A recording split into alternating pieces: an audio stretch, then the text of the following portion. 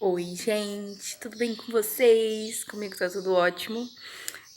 Hoje eu quero partilhar um pouquinho com vocês a respeito de vergonha.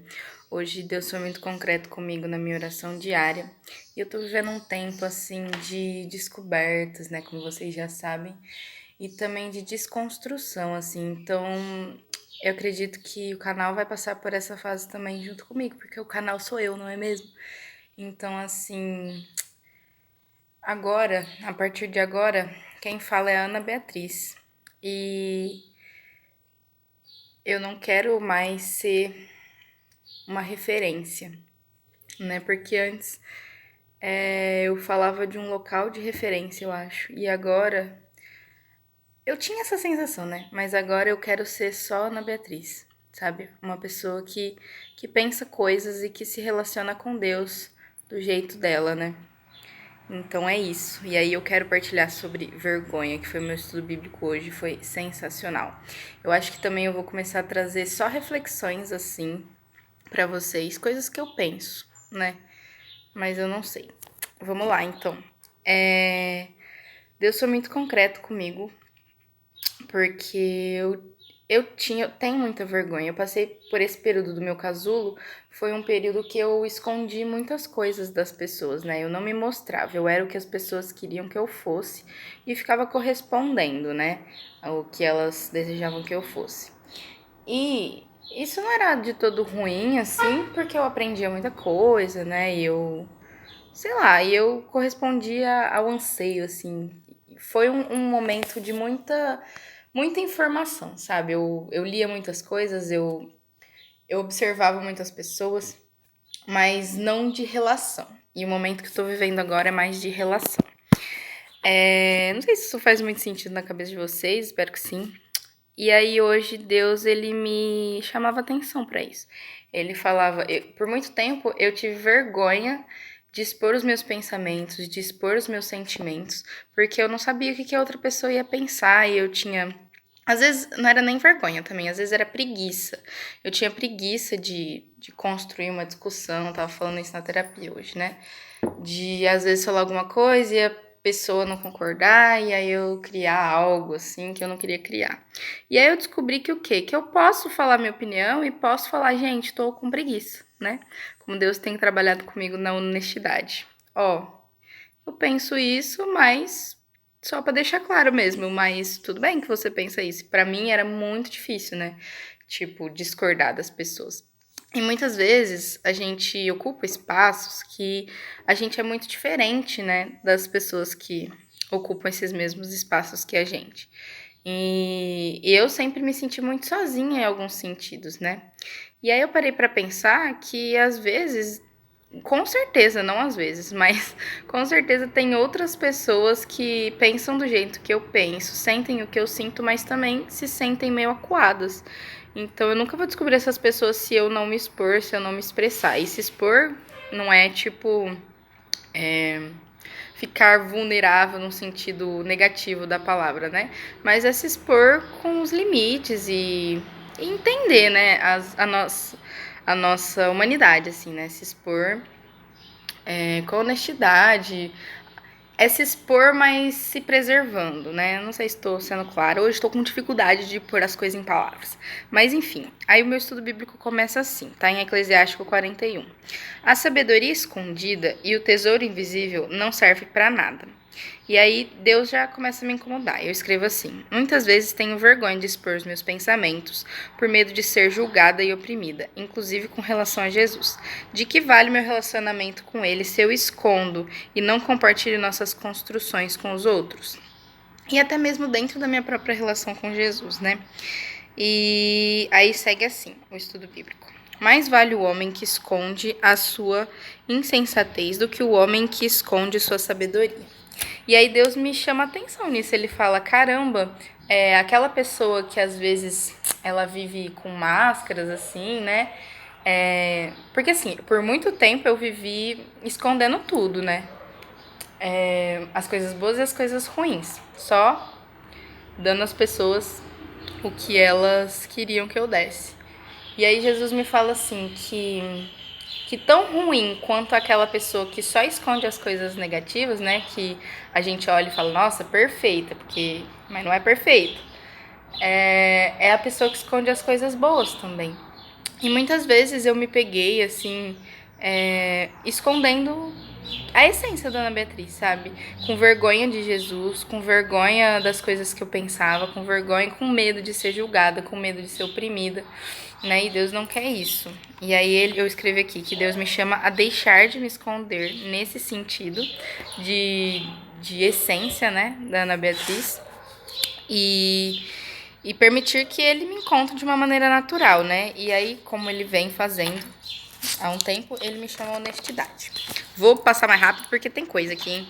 Aí ele continua assim, ó. Envergonhe-se apenas em alguns casos, porque não é bom cultivar qualquer tipo de vergonha. Nem tudo é igualmente apreciado por todos. Aí eu escrevo assim, ó. Preciso apenas me envergonhar de coisas que passem por cima da minha existência e dos meus valores. O que acontece? Às vezes, quando eu não me expressava, eu não existia. Às vezes o silêncio e a omissão, é uma omissão, né? O silêncio, muitas vezes. Ele dizia muito mais. Então, às vezes eu precisava me posicionar em algum aspecto e eu não me posicionava. E aí, esse meu silêncio, muitas vezes queria dizer que eu concordava, sabe? Muitas vezes não. E era sempre um dilema para mim. Como eu posso mostrar que eu não concordo com isso, né? Mas muitas vezes acabava sendo, sim, uma omissão. E eu não fazia nada a respeito, né? Aí ele continua assim. Ele me falou que eu preciso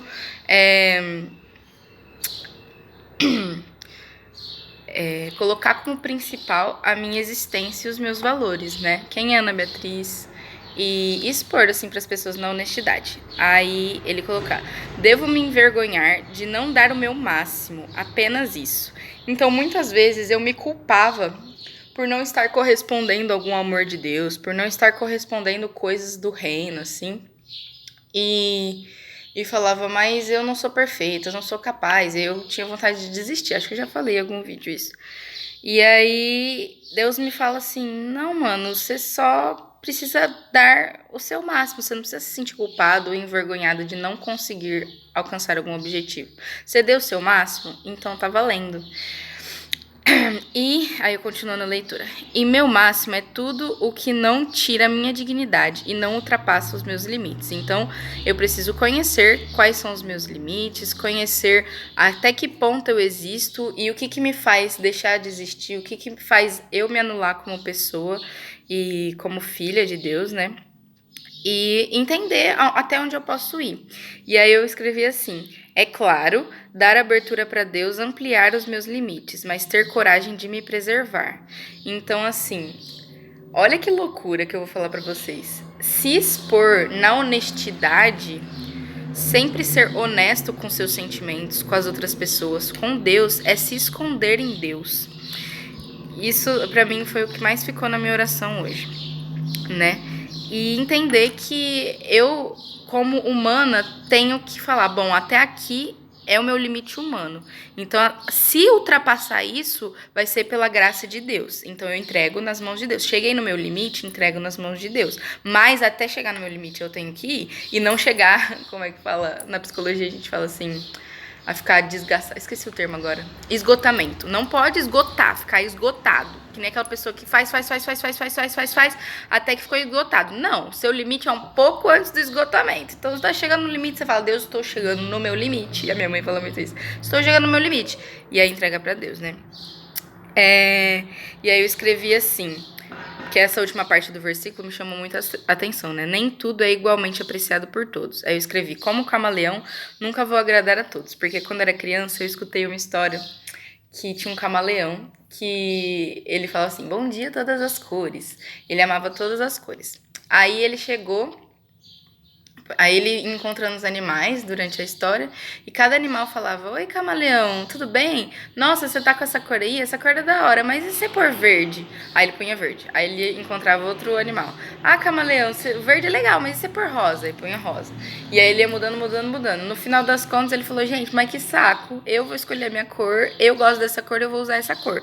E aí é muito isso, sabe, que Deus me fala hoje, né? Que eu preciso ser eu mesma e a partir do meu eu, a partir do que eu sou, ele vai direcionando o meu caminho, né?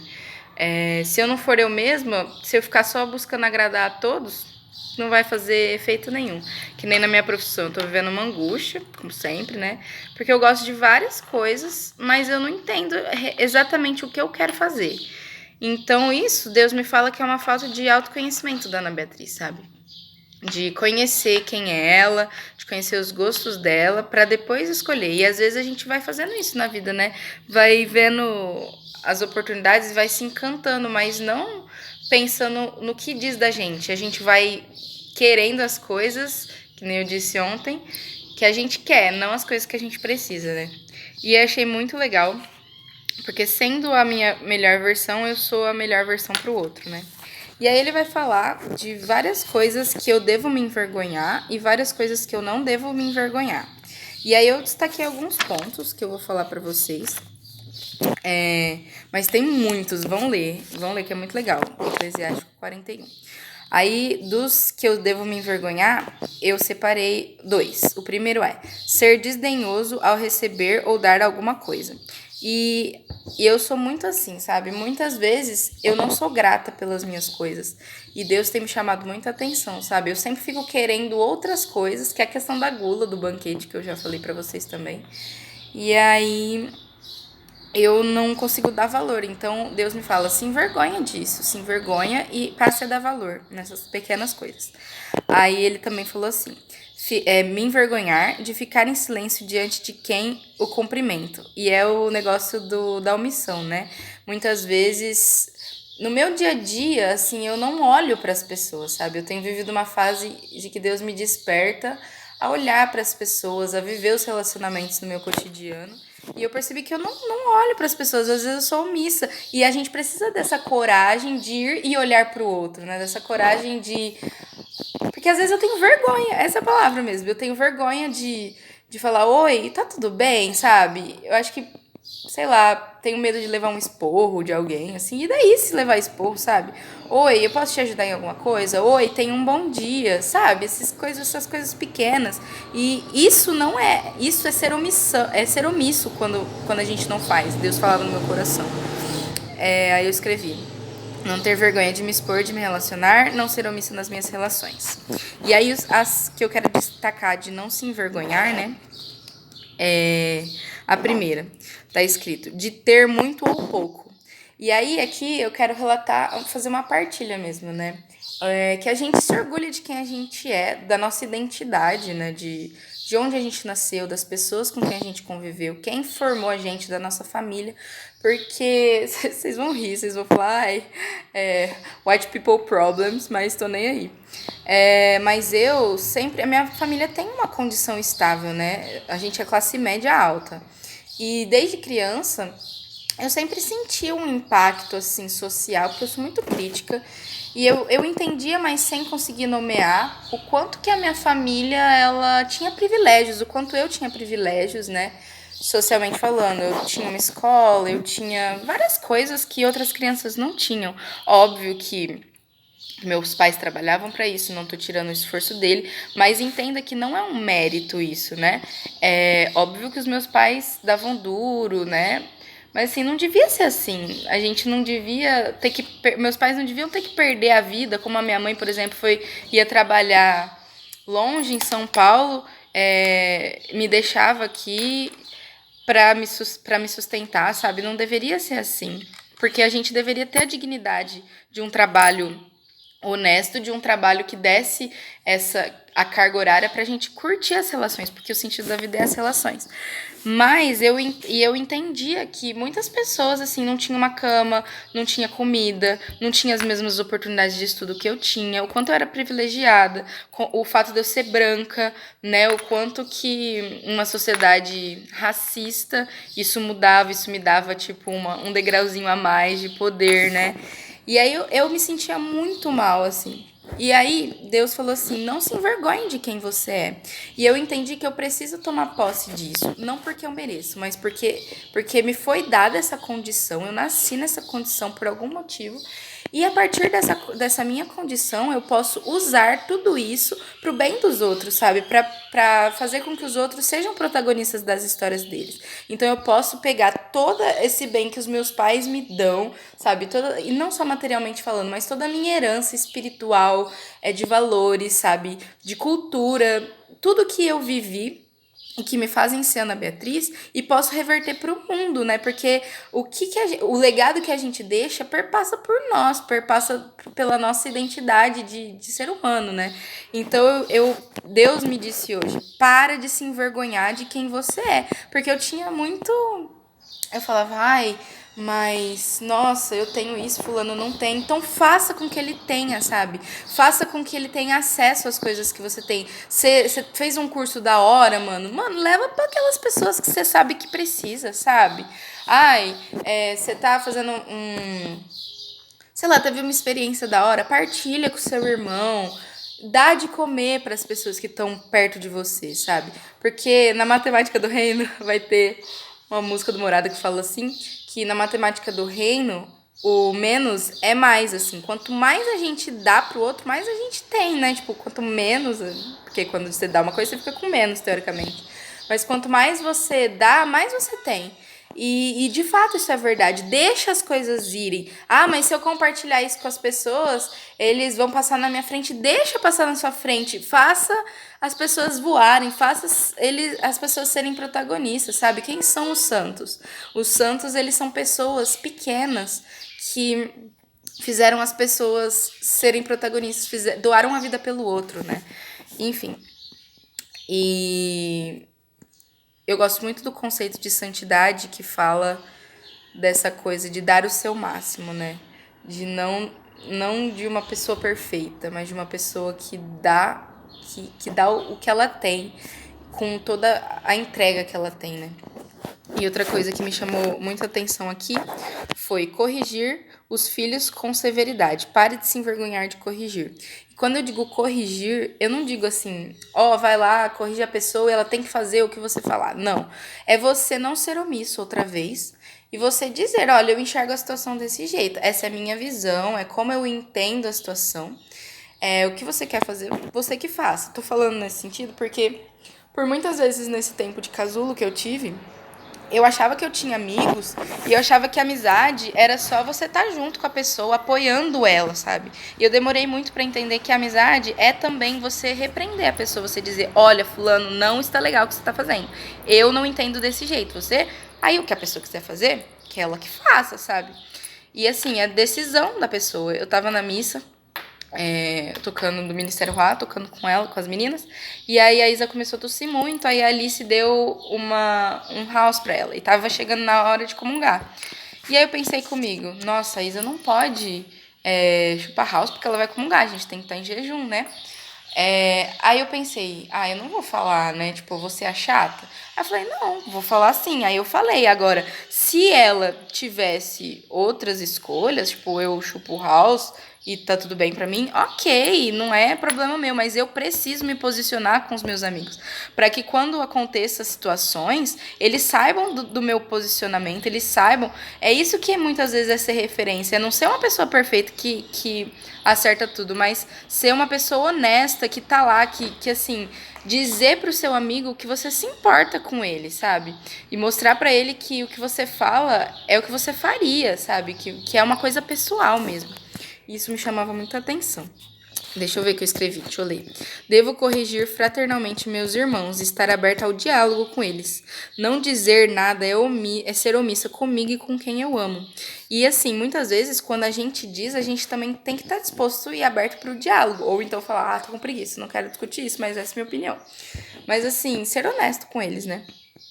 E por fim, não se envergonhe. Deixa eu ver. Use a chave onde houver muitas mãos. Acho que não é mais de vergonha esse. Mas eu achei muito interessante isso, né?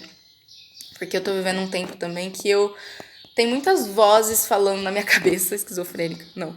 Tem muitas vozes, assim, muitas coisas acontecendo e eu tô bem confusa em várias coisas, vários aspectos.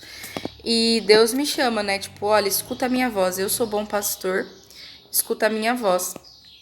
e me diz, se esconda em mim, né? Então, fecha onde tiver muita gente. Fecha o seu. Filtra as vozes e escuta a voz do pastor, né? Aí eu escrevi: onde há muita expectativa, muito burburinho, é preciso me silenciar, me afastar das muitas vozes e alcançar e ouvir a voz de Deus que me direciona. Hoje eu ouvi uma música do Thiago York, que chama Alexandria, acho que fala assim: gente demais, falando demais, alto demais, e é exatamente isso, né? Então, o que a Ana Beatriz está falando, o que Deus está falando para Ana Beatriz, né? E por fim, anota. Muitas vezes é preciso ser capaz de enfrentar a opinião comum e desafiar costumes injustos, tão arraigados que ninguém mais os questiona. Então, assim, às vezes a sua opinião vai ser diferente. E diferente do meio que você habita, dos lugares que você tá. E você precisa ter um coração corajoso e disposto para se colocar. E humilde, né? Porque às vezes você vai se colocar e você vai se desconstruir, né? E às vezes você vai se colocar e você vai argumentar e vai ser via de propagação do negócio, né? De crescimento do outro. Aí eu escrevi assim, ó: o que mais me chama atenção na oração. Eu preciso ser corajosa para expor meu pensamento e refletir sobre ele com disposição.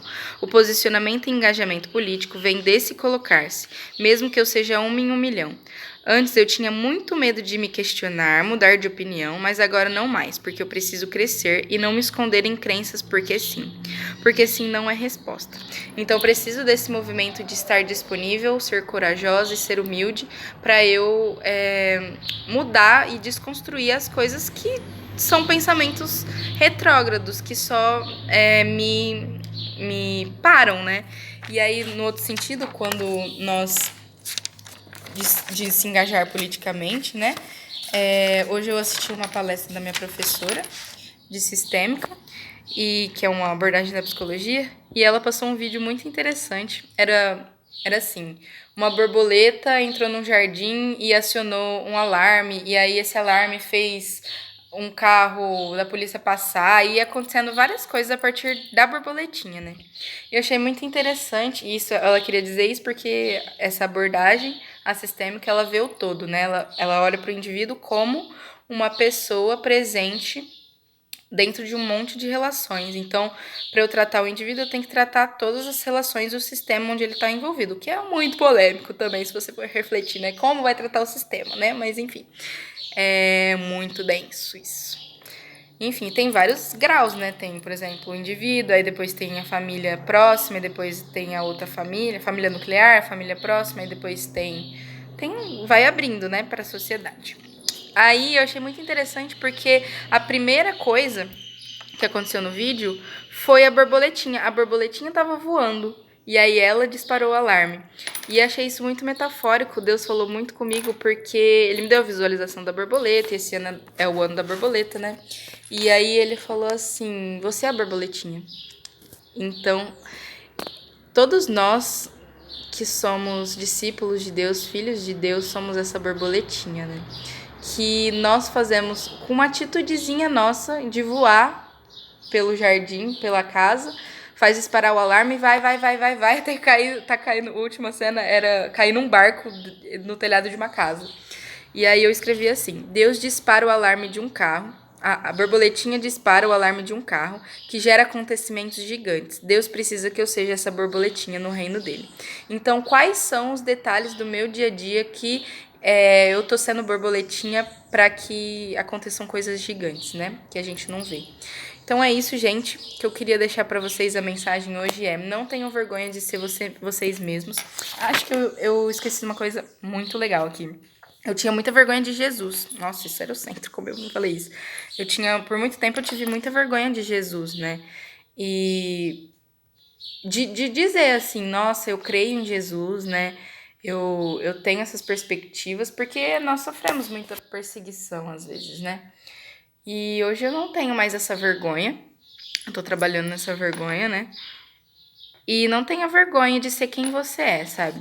Porque às vezes a vergonha vem de um medo de aceitação e de uma falta de conhecimento de quem você é. Porque quem se conhece, quem entende os seus próprios princípios, não tem vergonha, sabe? Vergonha de quê? De ficar sozinho, mas você tá junto com pessoas que te aceitam. Você quer tanta aceitação, mas as pessoas que estão com você não te aceitam. Elas aceitam que você mostra pra ela que não é você. Então, de fato, elas não te aceitam. Então, pensar sobre isso dói às vezes, né? Porque aí talvez você sinta assim, nossa, por muito tempo eu me senti assim. Nossa, eu não sou importante, eu não sou especial. E não é verdade. É, para que as pessoas gostem da gente, nós precisamos ser honestos e nos mostrarmos para as pessoas, né? Ser honestos e não ter vergonha de quem nós somos, porque é que nem a questão, não sei se foi para vocês que eu falei, a questão do do menino, né? Tipo, eu gosto de um cara. E aí eu tento fazer ele gostar de mim. Mas se ele não gosta de mim de verdade, por que que eu tô tentando fazer ele gostar de mim? Ele não é a pessoa certa pra mim, sabe? Então a pessoa certa pra gente, as pessoas certas pra gente, quem a gente precisa manter do lado são pessoas que conheçam a gente em essência, na nossa verdade, que entendam as nossas lutas. Então, assim, para de correr atrás dessas coisas que não te acrescentam, sabe? Foca em você, foca em ser honesta com você, nas suas relações, que as pessoas certas vêm, que as pessoas que precisam cruzar o seu caminho vêm. Então, é isso. E tá sendo um processo viver isso, não está sendo fácil. E é isso, não tenham vergonha de ser quem vocês são e de errar e de se desconstruir, de se questionar e de voltar atrás e, sabe, de viver os processos que Deus tem para nós. E é isso, Deus abençoe muito o dia de vocês. Maria passe à frente. E é isso, a gente se vê, gente. Falou!